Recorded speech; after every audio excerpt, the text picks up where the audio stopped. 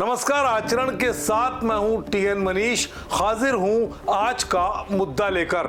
आज बात दिल्ली के जानलेवा प्रदूषण पर सरकार की सख्ती और उससे जुड़े असर पर। दरअसल दिल्ली सरकार ने 1 जुलाई 2025 से एक महत्वपूर्ण नीति लागू की है।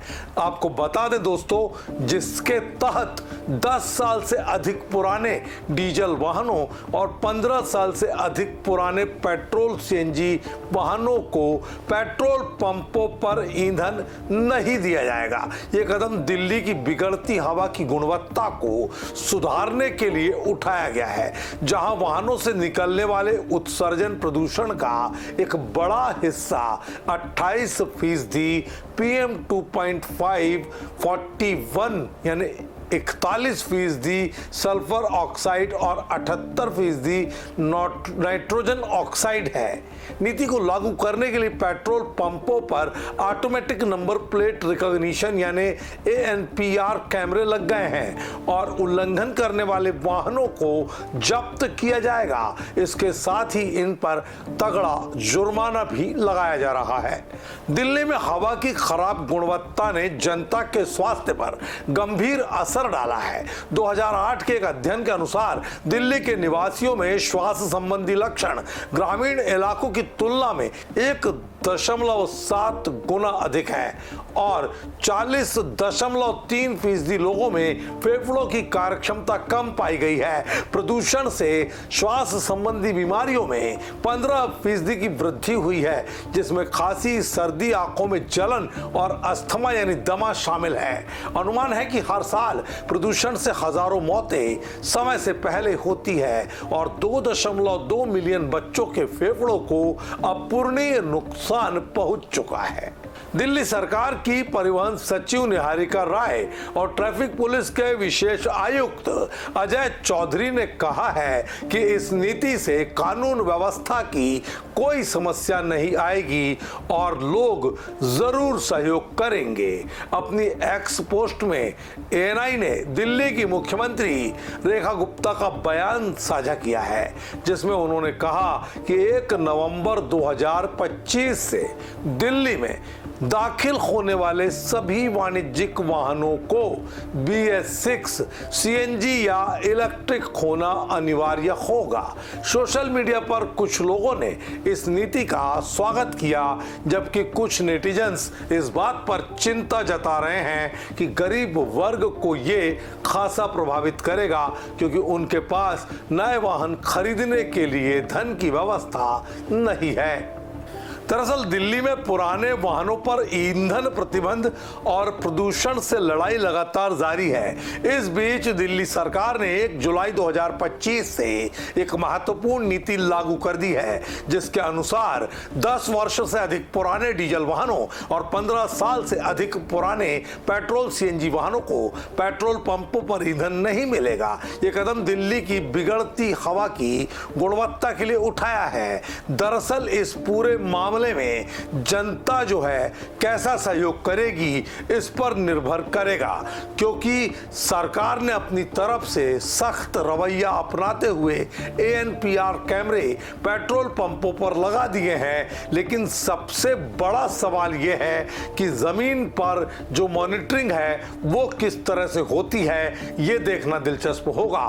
फिलहाल इस नीति के तहत 4 पहिया वाहनों पर 10,000 और दुपहिया वाहनों पर 5,000 का जुर्माना लगाया जाएगा। इस नीति का मकसद न केवल वर्तमान प्रदूषण को कम करना, बल्कि दिल्ली की जनता के स्वास्थ्य को बेहतर बनाना है, जो दशकों से हवा की खराब गुणवत्ता से लगातार अपने स्वास्थ्य के साथ समझौते करके जी रही है। आपको पता होगा कि दिल्ली में हवा की गुणवत्ता की समस्या कोई नई बात नहीं है। 1990 के दशक से सरकार और अदालतों ने कई कदम उठाए, जैसे 2002 में सार्वजनिक परिवहन को CNG पर स्विच करना और graded response action plan GRAP लागू करना। 2017 में द ग्रेट स्मोक की घटना ने दिल्ली के प्रदूषण की गंभीरता का खुलासा कर दिया, जब PM 2.5 स्तर 710 HGM 3 तक पहुंच गए थे, जो विश्व स्वास्थ्य संगठन WHO की सीमा से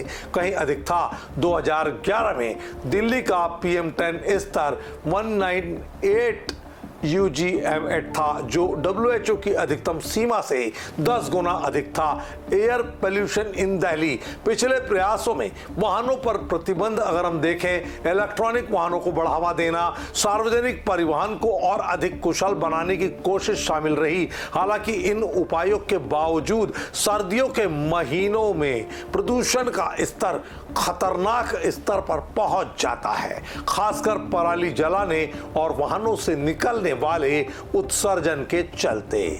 नई नीति के तहत 10 वर्ष से अधिक पुराने डीजल वाहन और 15 वर्ष से अधिक पुराने पेट्रोल CNG वाहनों को पेट्रोल पंपों पर ईंधन नहीं दिया जाएगा। ये नीति दरअसल वायु गुणवत्ता प्रबंधन आयोग CAQM द्वारा समर्थित है और 2018 के सुप्रीम कोर्ट के उस आदेश के अनुरूप है जो पुराने वाहनों के उपयोग पर प्रतिबंध लगाता है। लागू करने के लिए दिल्ली में 498 फ्यूल स्टेशनों पर ANPR कैमरे लग गए हैं, जिसमें 382 पेट्रोल डीजल स्टेशन और 116 CNG स्टेशन शामिल है।